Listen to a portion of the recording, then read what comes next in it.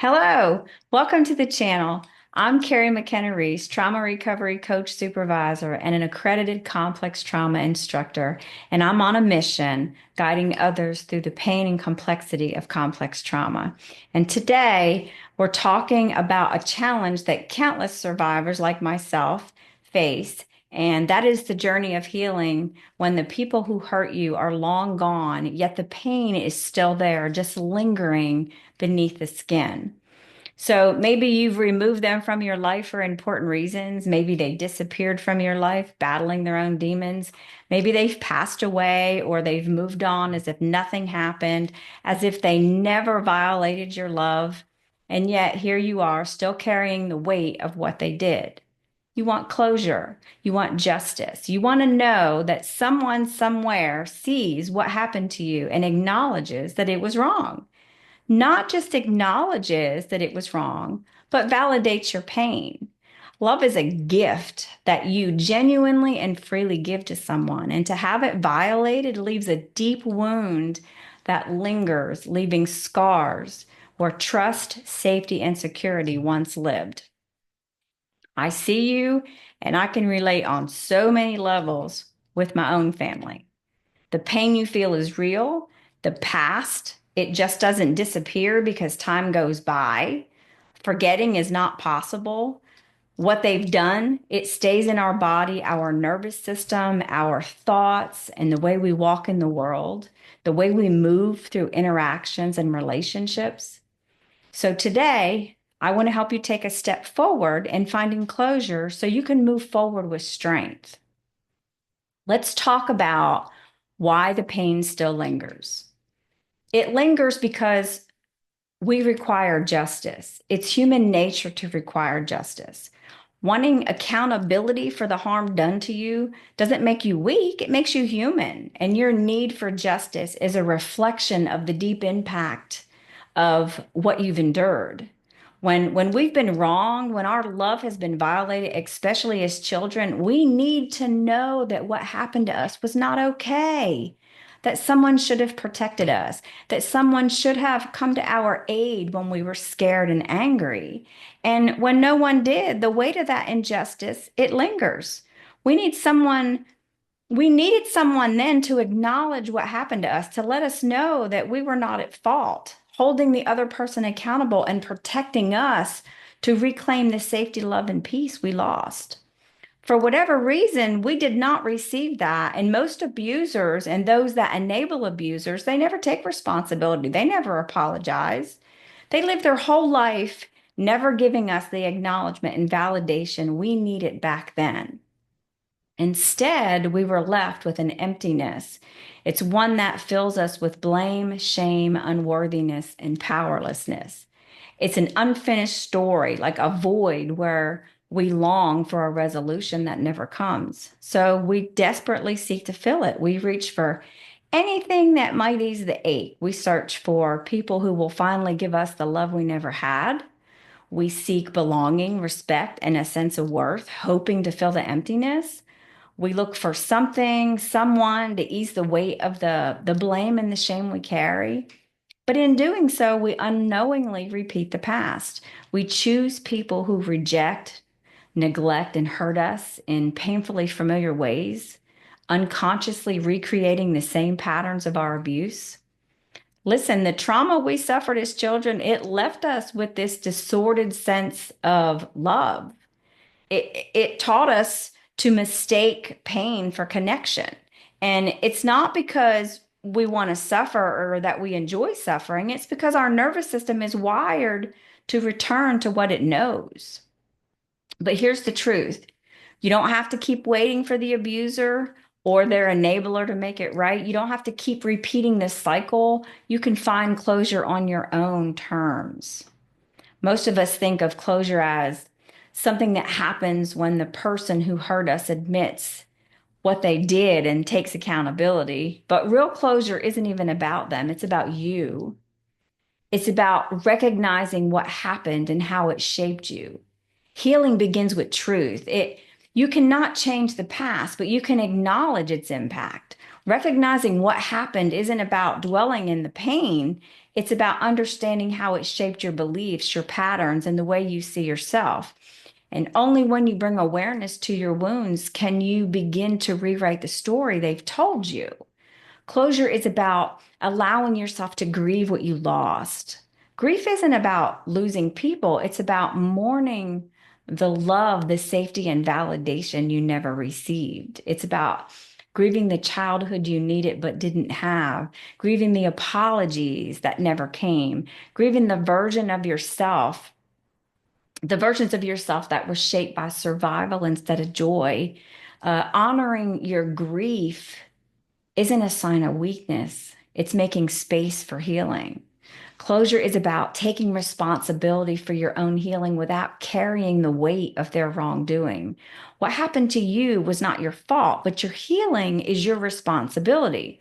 That doesn't mean excusing their actions or making up for their mistakes. It means choosing to reclaim your power. You don't need their remorse to begin healing. You don't need them to change in order for you to grow. You free yourself the moment you stop waiting for them to fix what they broke. Closure is deciding that you are worthy of healing, whether they acknowledge the harm they've inflicted on you or not. Your worth is not defined by their actions, their validation, or their regret. You are not broken just because they didn't or don't know how to love and couldn't love you the way you deserved. Choosing to heal is choosing yourself over their indifference, over their excuses, over the pain they left behind. You don't need their permission to move forward. You were always worthy of healing, and you always will be. Closure is actually an inside job. It's not about forgetting what happened. Forgetting what happened isn't possible at this point.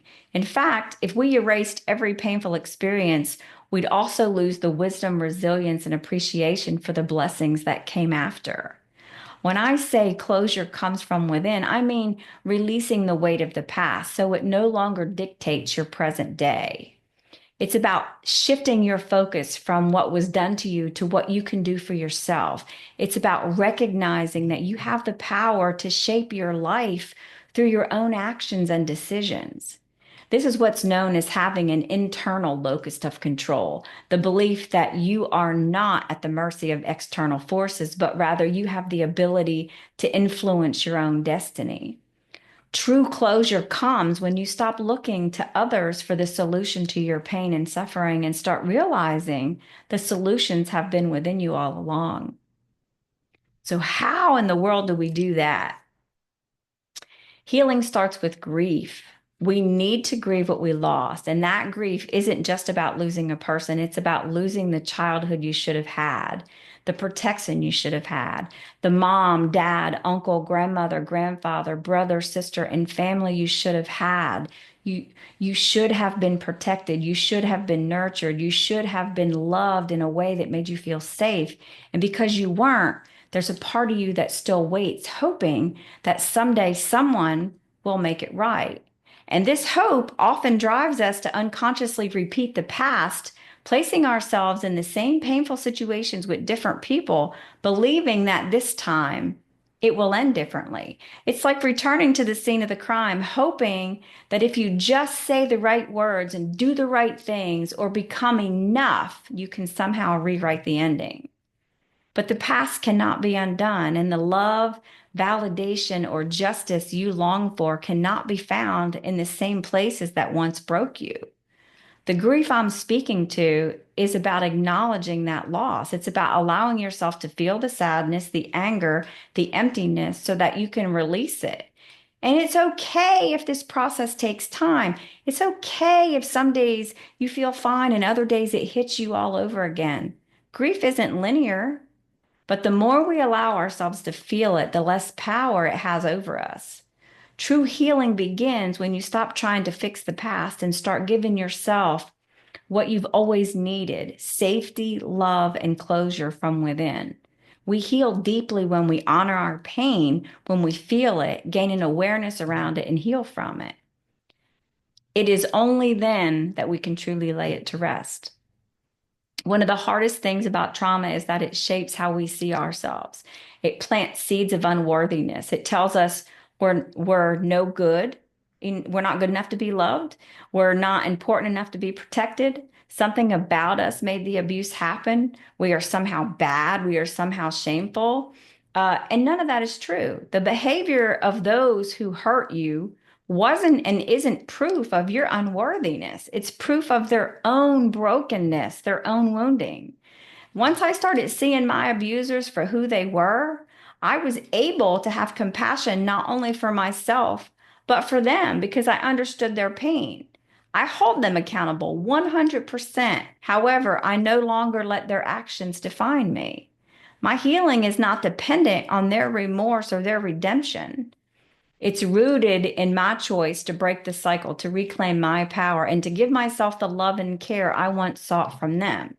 I made the choice to stop fighting for a healthy relationship with people who weren't fighting for me in return. Healing isn't about excusing the harm, it's about freeing yourself from the hold. Today, as an adult, you have the power to rewrite your story. When voices from the past show up as negative self talk and you're telling yourself, I was unlovable, nurture that wounded part of you. Tell yourself, I was a child who deserved love and they failed me. When you hear, I'll always be alone, nurture yourself by saying, I'm learning to attract people who are good for me. If a wounded part of you shows up with self talk that says, I need an apology to move on, love and honor yourself by saying, I can give myself the validation they never gave me. Your story isn't over. You get to choose where it goes next. So build the love you deserve. One of the most healing things you can do is surround yourself with people who get it. Find a community, whether it's a support group, online communities, or close friends who truly listen and try to understand. Healing doesn't happen in isolation. It happens in the midst of love, when we feel safe, when we're with safe people. That's where we can start to open up and be honest, where we can be vulnerable, a space where we can start to see ourselves as having value, as being as important and as equal as everyone else around us. And when it comes to relationships, whether friendships or romantic partnerships, start by asking yourself, am I choosing people who treat me with care, or am I drawn to what feels familiar, dishonoring me and allowing myself to be hurt? We treat people, or we teach people how to treat us. And if you want people to treat you with value, honor, and respect, value, honor, and respect yourself. Set the example and show up for you by accepting nothing less from those you surround yourself with. The more you practice choosing relationships that are safe, the more your nervous system rewires itself for regulation and real love. Now, I know it's hard to heal when there's no apology, no justice, no clear resolution. That was my reality. But today, I want you to take a deep breath. Hold your hand on your heart and remind yourself, I am worthy. I deserve love. I am healing even on the hard days. Closure doesn't come from them, it comes from you. And the fact that you're here watching this means you're already on your way. And let me add one more thing before we close today, because I feel this is important to be said. It may seem unfair when those who have hurt us appear to be thriving, living beautiful lives and beautiful homes with great jobs and successful careers, making good money and moving through life without a care in the world. It may look like they've escaped accountability, like justice will never find them. But the truth is, sin pays for itself. What we see on the outside rarely reflects what's happening within a person's soul. Sin is its own punishment, and it devours a person from the inside out. No matter how perfect their life appears, they cannot outrun the weight of their own actions. Guilt, emptiness, and spiritual decay are the cost of wrongdoing, whether they show it, acknowledge it, or not. Meanwhile, we're doing the real work, the work of healing, growing, and striving to become whole. So while they store up treasures here on earth, we are storing up treasures in heaven. We are choosing to break the cycle instead of repeating it. We are choosing to rise above vengeance and bitterness. It's not our purpose to punish. Our purpose is to heal. God sees, He knows, and He will restore. Your pain is not wasted. Every tear is accounted for, and your healing is a treasure stored in heaven where justice, peace, and redemption await. Let them have their temporary comforts. We're building something eternal. Thank you for being here today. Let's keep the conversation going. Drop a comment below or share your thoughts. If this message resonated with you, consider sharing it with a friend who might need it too. And if you haven't already done so, please follow the channel so you never miss new content.